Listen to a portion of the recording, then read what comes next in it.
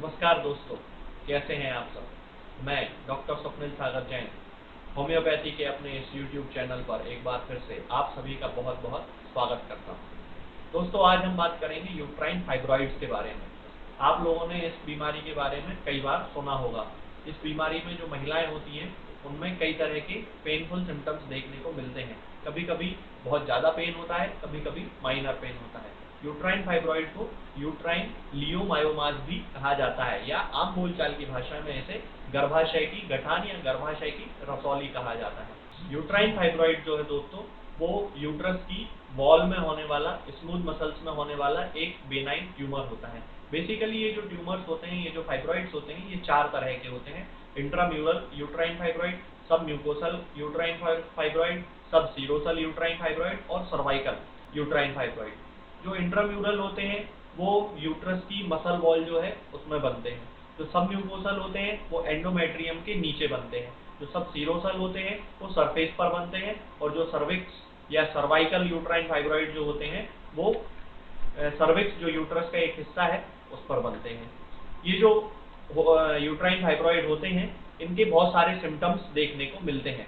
सबसे पहले मैं आपको बता दूं कि यूट्राइन फाइब्रॉइड एक ऐसी समस्या बन चुकी है जिससे इस समय पूरे विश्व में लगभग 175 मिलियन महिलाएं जो हैं वो पीड़ित हैं।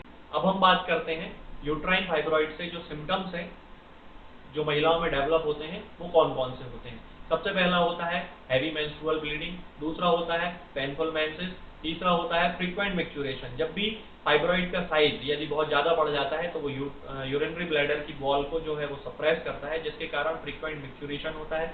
चौथा है लोअर बैक पेन। और पांचवा जो सिम्टम है जो कि केवल 3% महिलाओं में देखने में आता है वो है इनफर्टिलिटी। दोस्तों, यूट्राइन फाइब्रॉइड का पता लगाने का सबसे अच्छा तरीका है यूएसजी अल्ट्रासोनोग्राफी, जिसे हम लोग कहते हैं। तो यूएसजी के माध्यम से सबसे अच्छे तरीके से यूट्राइन फाइब्रॉइड्स का बड़ी आसानी से पता लगाया जा सकता है। इसके साथ ही कुछ लोग एमआरआई भी करवाते हैं, तो एमआरआई के माध्यम से भी यूट्राइन फाइब्रॉइड्स का पता लगाया जा सकता है।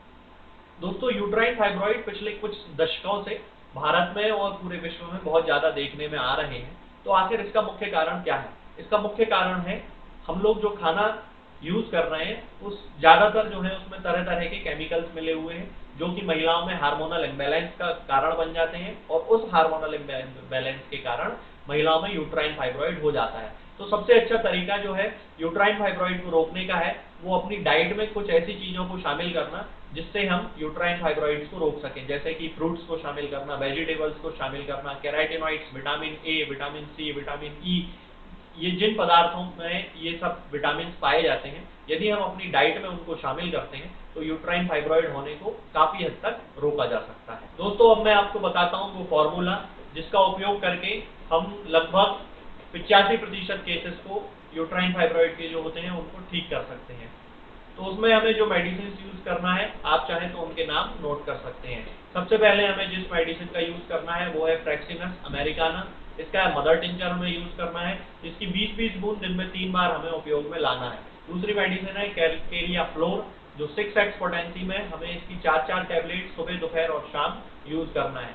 तीसरी मेडिसिन है टूजा 200 का हमें यूज करना है, और उसकी 2 बूंद सुबह और 2 बूंद शाम को 1 चम्मच पानी में लेकर हमें यूज करना है। ये 3 मेडिसिन का यूज करके हम किसी भी प्रकार के यूट्राइन फाइब्रॉइड को पूरी तरह से ठीक कर सकते हैं।